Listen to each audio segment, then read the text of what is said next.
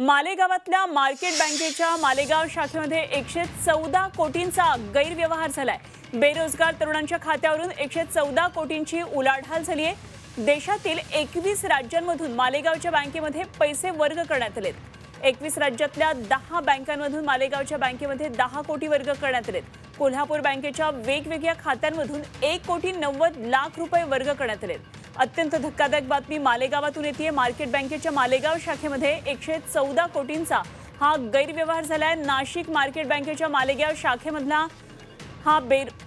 अशा प्रकारे मोठा गैरव्यवहार झाल्याचं पुढे येत आहे आणि बेरोजगार तरुणांच्या खात्यावरून 114 कोटींची उलाढाल झालेली आहे। आमचे प्रतिनिधी योगेश खरे सध्या नाशिकमधून आपल्याबरोबर थेट जोडले गेलेत। आणखी सविस्तर तपशील जाणून घेऊया। योगेश, हे अत्यंत धक्कादायक आहे।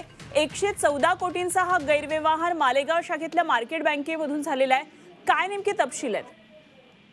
नाशिक जिल्ह्यातील मालेगावातल्या मर्चंट बँकेमध्ये हा गैरव्यवहार झाला। 114 कोटी रुपयांचा गैरव्यवहार झाला होता। निवडणुकीच्या दरम्यान जवळजवळ 12 ते 15 तरुणांच्या नावावर हे पैसे टाकण्यात आले होते आणि त्यातून 114 कोटी रुपये फिरवण्यात आले होते आणि हा सगळा हवाला प्रकार आहे आणि वोट जिहादसाठी वापरला गेला असा आरोप किरीट सोमय्या यांनी केला होता। त्यानंतर ईडीने, आयकर विभागाने सर्वांनी चौकशी सुरू केली आणि गंभीरतेने याचा तपास सुरू झालाय। एकूण 22 राज्यांमध्ये हा घोटाळा असल्याचं समोर आलेलं आहे। 22 राज्यांमधल्या एकूण 10 बँकांमधून हा सर्व पैसा वेगवेगळ्या मार्गाने 5 ते 10 लाख रुपयाच्या याच्यातून फिरवण्यात आला आणि एका कोऑपरेटिव्ह बँकेच्या, म्हणजे मर्चंट बँक ही कोऑपरेटिव्ह बँक आहे, या कोऑपरेटिव्ह बँकेमध्ये मालेगावमध्ये आणण्यात आला। तो कशासाठी आणण्यात आला याबद्दलचं गूढ अजून उकललेलं नाही। मात्र यामध्ये गुजरातमधील सुद्धा 2 जणांना आता ताब्यात घेण्यात आलेलं आहे आणि तपास याचा गंभीरतेने सुरू आहे। ठीक, योगेश, धन्यवाद दिलेल्या माहितीसाठी। जरूर या संदर्भातल्या अपडेट घडामोडी आपल्याकडून जाणून घेत राहू। तुर्तास धन्यवाद दिलेल्या माहितीसाठी।